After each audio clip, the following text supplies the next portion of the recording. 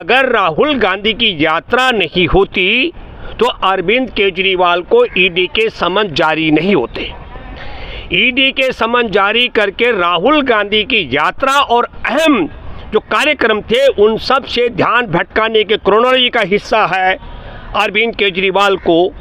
समन जारी करना। और दूसरा, अब आखिर में जो मार्च का मैं जिक्र करूंगा, 17 मार्च की क्रोनोलॉजी नोटिस जारी करना और 21 मार्च को गिरफ्तारी करना, ये जुड़ा है इलेक्टोरल बॉन्ड की पोल खोल से। तो मैं आपको बताना चाहता हूं कि पहला नोटिस अरविंद केजरीवाल को जो जारी हुआ वह मैं आपको बताना चाहता हूं कि 2 नवंबर को राहुल गांधी की तेलंगाना में कालेश्वर परियोजना में जो भ्रष्टाचार हुआ था, जहां मेडीगड्डा गांव वहां बैराज में जो नुकसान हुआ था उसका दौरा करने के लिए राहुल गांधी वहां जा रहे थे।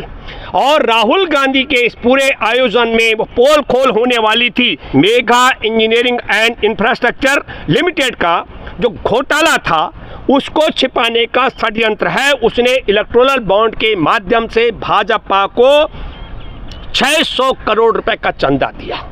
ये मैं आपको बताना चाहता हूं। तो 2 नवंबर को कालेश्वर परियोजना के भ्रष्टाचार उसका मुआयना करने के लिए राहुल गांधी जा रहे थे, इसलिए ध्यान भटकाने के लिए, खबर से खबर को दबाने के लिए, क्योंकि कहीं भी आप देखेंगे अरविंद केजरीवाल का जिक्र और नाम कहीं नहीं था शराब घोटाले के मामले में।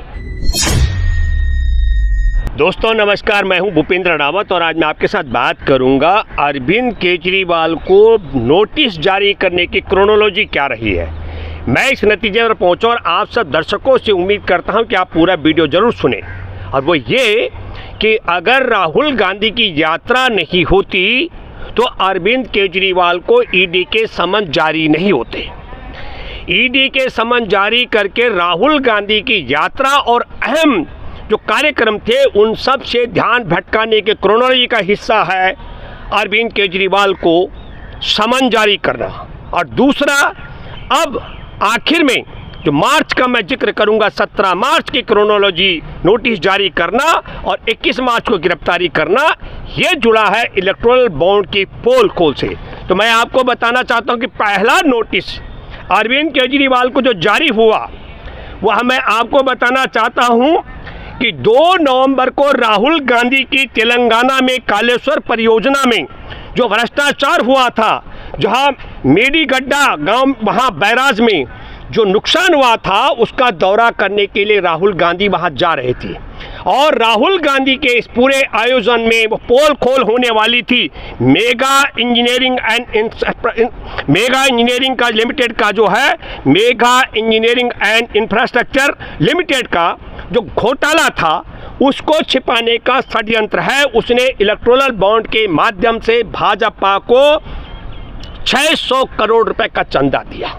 ये मैं आपको बताना चाहता हूं। तो 2 नवंबर को कालेश्वर परियोजना के भ्रष्टाचार उसका मुआयना करने के लिए राहुल गांधी जा रहे थे, इसलिए ध्यान भटकाने के लिए, खबर से खबर को दबाने के लिए, क्योंकि कहीं भी आप देखेंगे अरविंद केजरीवाल का जिक्र और नाम कहीं नहीं था शराब घोटाले के मामले में। और मैं दूसरा जो तारीख आपको बताना चाहता हूं वो है 30, दूसरी जो तारीख है, ये तारीख में मैं पहले जो 2 नवंबर का है, ये 30 तारीख को, पहले 30 अक्टूबर को ये नोटिस जारी किया गया था 2 नवंबर के लिए। और दूसरा है 21 नवंबर को, जब राहुल गांधी 21 नवंबर को बुलाया गया था, उस दिन उदयपुर राजस्थान में राहुल गांधी की चुनावी सभा थी। और उस चुनावी सभा में राहुल गांधी जाएंगे तो राहुल गांधी के फिर मैं खबर से खबर को दबाने के लिए 18 नवंबर को केजरीवाल को समन दिया जाता है ईडी के माध्यम से। 21 तारीख को बुलाया गया और 21 तारीख को अरविंद केजरीवाल को मीडिया का बड़ा मैसेज मिले तो अरविंद केजरीवाल का नीम का थाना राजस्थान का मैं जिक्र कर रहा हूं, वहां पर रोड शो का कार्यक्रम था। मैं तीसरा जिक्र करता हूं, भारत जोड़ो यात्रा 3 जनवरी को उत्तर प्रदेश पहुंचने वाली थी और उत्तर प्रदेश अगर पहुंच गई तो राहुल गांधी को जो मीडिया मैसेज न मिले उसके लिए 21 दिसंबर को, पहले से 21 दिसंबर को समन भेजा गया। किसको? केजरीवाल को, ताकि वह 3 जनवरी को उसको पेशी के लिए बुलाने का अरविंद केजरीवाल को, ताकि खबर से खबर को दबाया जा सके। मैं आपको बताता हूं, भारत जोड़ो यात्रा के बाद 18 जनवरी को भारत जोड़ो यात्रा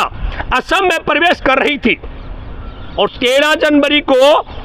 पहले से ही केजरीवाल जी को समन जारी हो जाता है और 18 जनवरी को असम में जब जाना होता है राहुल की यात्रा को, तो खबर से खबर को दबाने के लिए एक क्रोनोलॉजी की गई। 2 फरवरी को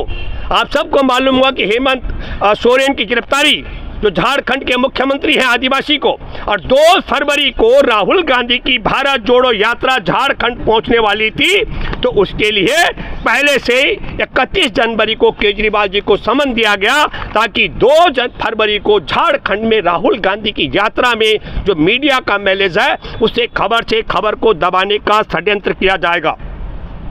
19 फरवरी को यात्रा फिर यूपी में जाने वाली थी और 19-20 फरवरी को तय था कि उत्तर प्रदेश में अखिलेश यादव शामिल हो सकते हैं राहुल गांधी की यात्रा में, और इसलिए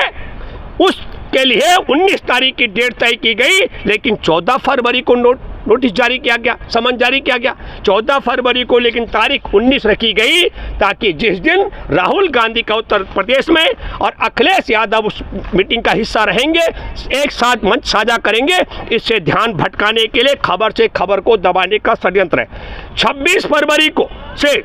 1 मार्च तक आप सबको बता दूं, राहुल गांधी को कैम्ब्रिज यूनिवर्सिटी में 2 दिवसीय कार्यक्रम था, पहले से कमिटमेंट था लेक्चर देने के लिए, और तब उसके लिए क्या होता है कि 22 फरवरी को पहले से ही समन जारी कर जाता है, ताकि राहुल गांधी बाहर रहे, लेकिन यहाँ केजरीवाल का समन और ईडी का बोलबाला चलता रहे। कैम्ब्रिज विश्वविद्यालय में राहुल गांधी की स्पीच है, इससे ध्यान भटकाने का षड्यंत्र है। 8वां समन 4 मार्च को भोपाल के भटखेड़ी गांव में किसानों के साथ में खाट पंचायत थी, और खाट पंचायत से पहले 27 फरवरी को केजरीवाल जी को फिर समन दिया जाए ईडी की तरफ से। 4 मार्च को आपको पेश होना है, और 9वां समन का राहुल गांधी के माध्यम से 8 समन। तो मैं दावे के साथ मैं कह सकता हूं 7 समन इसलिए दिए गए कि राहुल गांधी जब असम पहुंचे, उत्तर प्रदेश पहुंचे, झारखंड पहुंचे, इन सब से, और अगर वो कालेश्वरम परियोजना,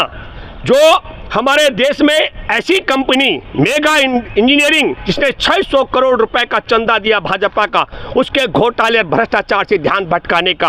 और 9वां समन दिया गया। मैं आपको बताना चाहता हूं कि हमारे देश की संवैधानिक बेंच सुप्रीम कोर्ट के मुख्य न्यायाधीश की अगुवाई में इलेक्टोरल बॉन्ड के मामले में सुनवाई कर रही है, और 14 मार्च को हमारे देश में संवैधानिक बेंच की तरफ से फटकार लगती है कि स्टेट बैंक ऑफ इंडिया को कि आपने हमारे अल्फा न्यूमेरिकल नंबर वो क्यों नहीं बताए, और उसकी तारीख दी जाती है सोमवार की तिथि 18 तारीख को। 18 तारीख को सोमवार था, लेकिन ईडी इतवार के ही समन दे देती है, 17 तारीख को समन दे देती है। किसको? अरविंद केजरीवाल को पेश होने के लिए। और मैं फिर बताना चाहता हूं, क्रोनोलॉजी देखिए, 18 तारीख को संवैधानिक बेंच जब स्टेट बैंक ऑफ इंडिया को अल्फा न्यूमेरिकल नंबर के लिए